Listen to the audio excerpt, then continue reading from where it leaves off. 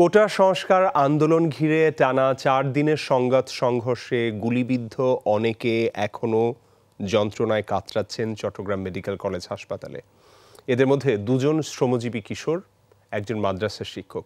পেটের দায়ে বা কাজে বেরিয়ে হঠাৎ এমন ঘটনা তাদের ফেলে দিয়েছে চরম অনিশ্চয়তার মধ্যে। স্যান্ডেলিনা সো, রূপচর্চায় আভিজাত্য।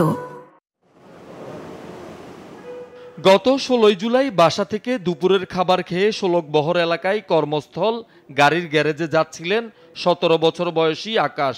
পথে সংঘর্ষ চলাকালে হঠাৎ তলপেটে লাগা গুলি নাড়ি ভুঁড়ি ছিঁড়ে পিঠ দিয়ে বের হয়।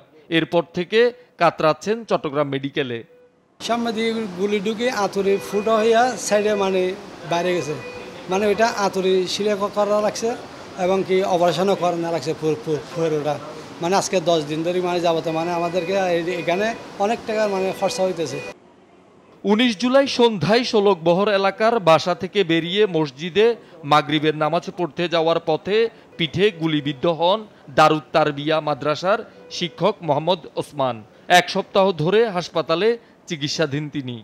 আমার চাইলে জিজ্ঞেস করতে পারতো, লাঠি চার্জ করতো, নাহলে কি জন্য আসছে জিজ্ঞেস করতো। আমার জামাইতে লম্বা জামা ছিল, যুব্ব হুজুর। আন্দোলনের সাথে তো আমার সম্পৃক্ত থাকার প্রশ্নে আসে না। আমি কবি মাদ্রাসার টিচার। ভাইয়া তো কোনো আন্দোলনের সাথে সম্পৃক্ত না, আর উনি স্টুডেন্টও না, উনি একজন মাদ্রাসার শিক্ষক। উনি নামাজের জন্য বেরিয়েছে, তো পুলিশের ধাওয়া খেয়ে একটু লুকানোর চেষ্টা করছে। সে লোক থেকে সেখানে কি পুলিশের গুলিতে আহত হয়ে গেছে। 18 জুলাই বহদ্দারহাটে সংঘর্ষ চলাকালে পায়ে গুলিবিদ্ধ হন র‍্যাব ৭-এর চাঁদগাঁও ক্যাম্পের ম্যাথ সহকারী 14 বছর বয়সী সুজন। স্থানীয়রা উদ্ধার করে প্রথমে বাসায়, পরে ভর্তি করায় হাসপাতালে। খাজা রোডে পরিবারের সাথে থাকে এই কিশোর।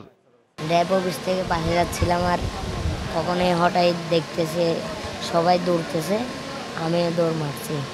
তারপর হঠাৎ দেখতেছি আমার পায়ে আসে গুলি লাগছে। গুলি করলো সেটা দেখিনি। গুলি গালাজ করে ও দৌড়িয়েরই জন্ম দিয়েছিল বাসা জীবন বাঁচাবের লাই। ও তো পিছনের দেখে যে গুলি লেগে গেছে।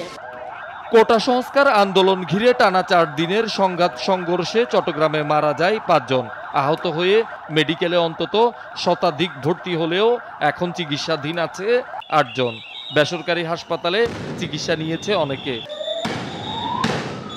শহীদুল সুমন, যমুনা নিউজ, চট্টগ্রাম।